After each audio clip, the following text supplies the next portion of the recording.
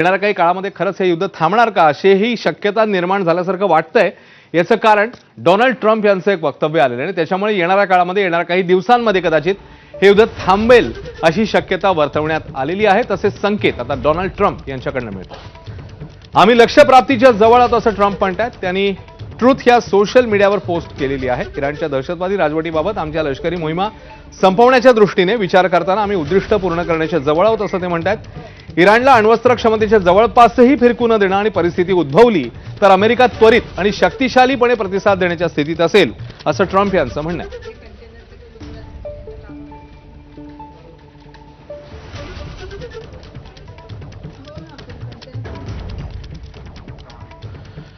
दरम्यान इराणमध्ये सैन्य पाठवण्याचा आपला कोणताही विचार नाही असं अमेरिकेने स्पष्ट केलेलं आहे। मात्र आपल्या समोरचे पर्याय सगळे पर्याय खुले आहेत असं देखील अमेरिकेने सांगितलं। त्यामुळे अमेरिका कोणत्याही परिस्थितीत माघार घेण्याचा विचार करत नाहीये किंवा युद्ध थांबवण्याचा त्या अर्थी विचार करत नाही। मात्र त्याच वेळी सैन्य पाठवण्याचा विचार आपण नाही करत आहोत असंही त्यांनी सांगितलं। अमेरिकेच्या आखातात असलेलं सैन्य कोणत्याही क्षणी खर्ग बेट ताब्यात घेण्याची कारवाई करू शकतं याही बातमीला दुजोरा देण्यात आला।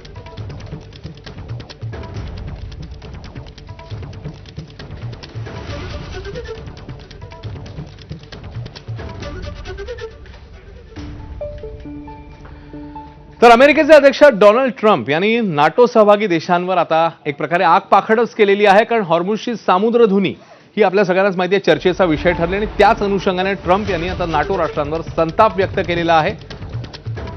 हॉर्मुझच्या सामुद्रधुनीच्या संरक्षणासाठी नाटो देशांनी युद्धामध्ये सहभागी व्हावं असं आवाहन त्यांनी केलेलं। त्याला नाटो देशांनी वाटाण्याच्या अक्षता लावल्या। यावरून ट्रम्प यांचा अक्षरशः तिळपापड झाला। अमेरिकेविना नाटो संघटना कागदी वाघ आहेत असं त्यांनी म्हटलं। नाटो देशांनी सध्याचं त्यांचं वागणं जे केलंय ते अमेरिका लक्षात ठेवेल असंही ट्रम्प यांनी म्हटलं।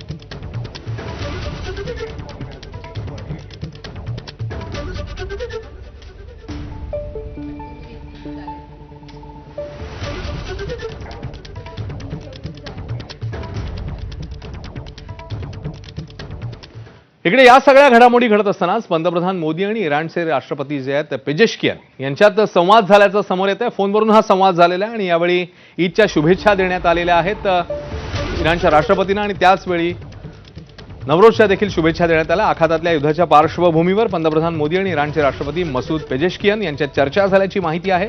प्रादेशिक स्थैर्य आणि सागरी सुरक्षा यावरही चर्चेदरम्यान भर देण्यात आलाय।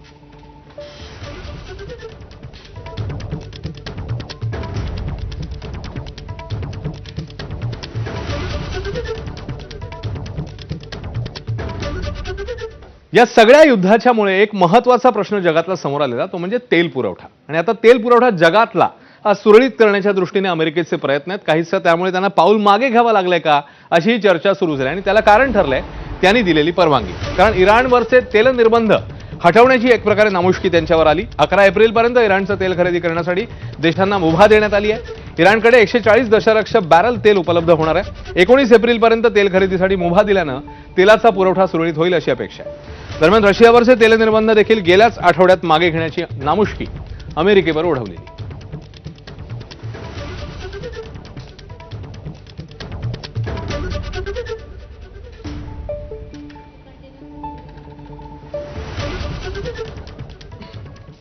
तर हॉर्मुझच्या सामुद्रधुनीतनं जपानच्या जहाजांना परवानगी देण्याच्या दृष्टीने आता पावलं टाकण्यात येत आहेत। या संदर्भात परराष्ट्र मंत्री जे आहेत इराणचे त्यांनी आता सूतोवाच केलेला आहे। त्यामुळे सकारात्मक प्रतिसाद दिल्यानंतर आता हॉर्मुझमधनं जपानच्या जहाजांना परवानगी देण्याच्या दृष्टीने इराणची तयारी पाहायला मिळते। या संदर्भात दोन्ही देशांमध्ये चर्चा सुरू झाल्याची देखील माहिती समोर येते।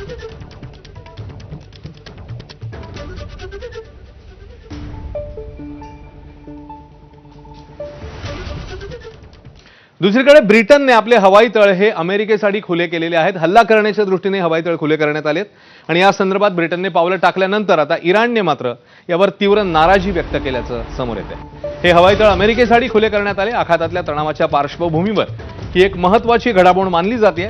मात्र इराणला या सगळ्याबद्दल संताप वाटतोय।